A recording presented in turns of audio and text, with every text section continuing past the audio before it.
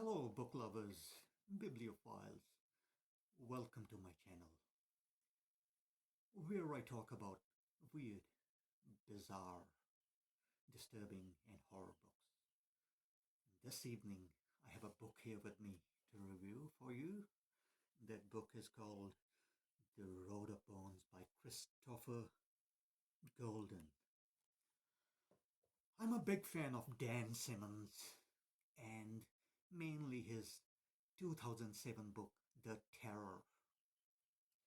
And I have seen on online threads and forums this book, Road of Bones by Christopher Golden, recommended a fair bit, comparing it to The Terror. So naturally, being the Terror fan by Dan Simmons, I was like, I'm gonna go ahead and give this book by Christopher Golden a try. There will be some spoilers as I go through the plot of the book and give you my feedback on the book. But if you guys don't like any spoilers, click away now and come back at a later stage and then we can talk about this book. Being that said, let's carry on. Now, this book is set in Siberia on Kolyma Highway, I think that's what it's called, the Kolyma Highway, which is also known as the Road of Bones. So that road was built from 1932 up to 1953. It took 21 years to build. And the Russian government at that time used Gulag prisoners to build that road. And it's been documented that around 10 hundreds to hundreds of thousands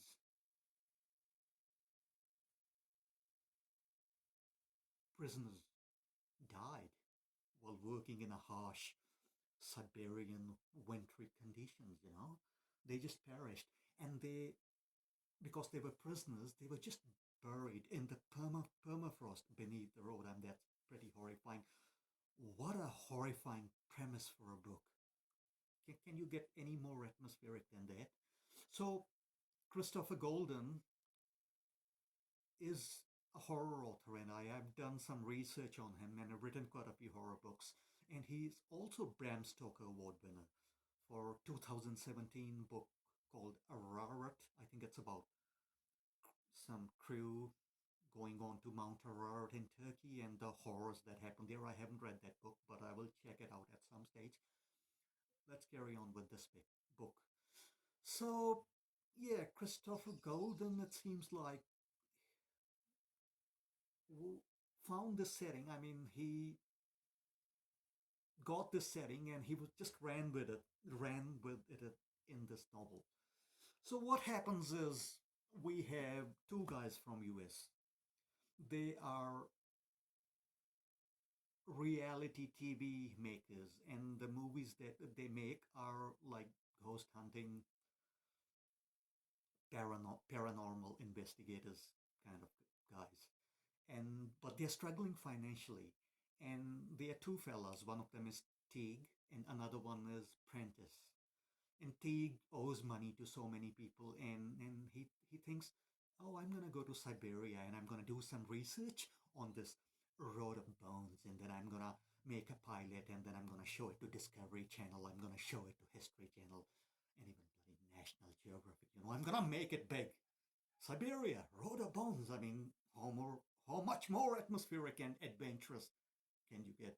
Any of you guys into urban exploration and urbex? You know what I mean. So yeah, so they go to Siberia on the Road of Bones, and they got a young guide called Caskill, and they start driving. They end up in a town. It's a fictional town. It's called Echurst. And when they arrive in Echurst, let me rewind back a little bit. On the way to Echurst, they also find the lady stranded on the road. Her car breaks down, and being on Kolyma Highway, it's quite scary because the temperatures there are minus 40 degrees, minus 40 degrees, and you can just freeze to death, in a few minutes, I guess. And if your car doesn't start, even your all the pipes and all that stuff and the fluids in the engine can freeze. So you have to actually keep the engine running. So they find this lady stranded and they give her a ride. So we have four people. We have Tig, we have Prentice, his friend, we have Nari, the lady they find, and the young guy in his early 20s, Gaskell. And when they arrive in Eckest, they find the town completely empty. There's no one. It's a zombie town. Now, as a kid, I've read quite a few Dean Koontz books. My favorites are Watches. That was a pretty good book. Whispers was pretty good as well. So, yeah, when they arrive in the town and the town is all deserted, I straight away thought of the book Watches. I think that's Dean Koontz' best book ever. Very, very atmospheric. It scared me as a kid. Okay, so they freak out, and soon everything turns to custard because wolves attack their guide and they kill him. Gaskell got killed straight away by wolves. And these are wolves, and they look like wolves, but they're also like shadows. They're shifting their shapes. So they're like ghostly kind of wolves. Also, in the town, they find a young girl called Una. I think she's about 12. No one else but that girl. And she's in shock. Total, absolute shock. Not that girl is not screaming, not saying anything, just in absolute shock. Una. So the Gaskell, the guide, gets killed. They start their truck and they start running back, driving back towards the way they came. And everything turns to custard pretty quick. And they come back to a small town where Nari, that lady they saved, her friends live. They take shelter there. In the nighttime, the things that were attacking them start attacking that hotel, small motel where they take refuge. And the owners of that hotel, Nari's friends, they are both killed, and they run away again. Prentice gets bitten by the wolves and he's wounded, and Tag is driving the car, and so in the car we have the young girl they rescued from Eckest, 12-year-old young girl Una. We have Nari, the lady they saved, the one that was stranded, and we have Tag. Tag is the hero, and he's driving. Prentice, his friend, who followed him to film this documentary, to show it to channels, to make a pilot, to make it big. He's wounded. So yeah, all the book is about the chase. It's kind of a road trip, but it's all running away from the things, the monsters, the wolves, whatever they are, spirits chasing them. There's nothing else to this. This is not the terror. Now the terror is next level brilliant. Terror is one of the very few books that's very close to my heart, next to Cormac McCarthy's Blood Meridian, House of Leaves by Mark Z. Danielewski, or however you say his name, and Donald Ray Pollock's The Devil All the Time. The terror was historical fiction. It was a long, 12,000 pages long book. This is not a long book. This is only about, let me see, 230 pages book. But there's nothing. There's just these people running away from the things. And it feels like Christopher Golden just had this idea of, oh yeah, let's set the story in Siberia. Let's set monsters. Let's do some Stephen King kind of thing, have the monsters chasing them and they're running away. So yeah, so we have cold weather, which is quite horrifying. there in Siberia. We have the monsters, and but there's nothing else to it. And I was actually bored.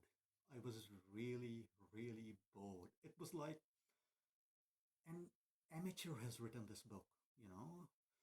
There was it felt like there was no depth to it. With Colima Highway and the history of the Road of the Bones and all the prisoners that perished there, Christopher Golden had so much fodder to go into.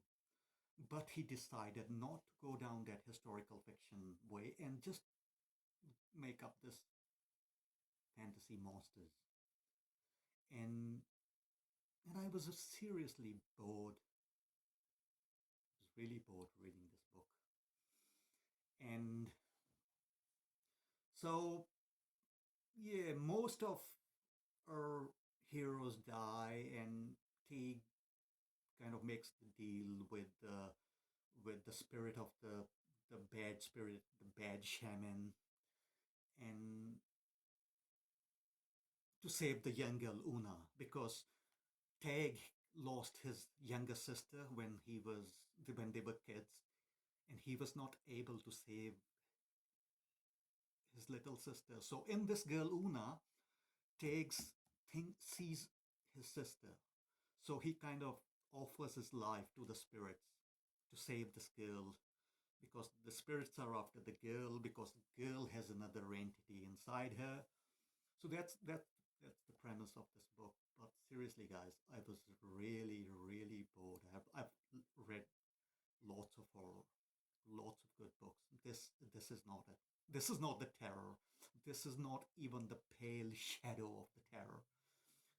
Rating wise, I will rate it 4 out of 10, only because of Siberia and such a cool setting, but that's it. Said Being said that, I'm right now reading Christopher Golden's book All Hallows, because this is October and this is Halloween, and I was like, okay, Road of Bones didn't impress me, but I'm gonna give him one more try with All Hallows, and let us see. With that book, I will review in a few weeks. Uh, yeah. Have you guys read this book? If you have, what do you think of this? Leave a comment and we can discuss about your thoughts on this book. In the meantime, keep reading great horror fiction and have a great, fun Halloween. See you in the next video.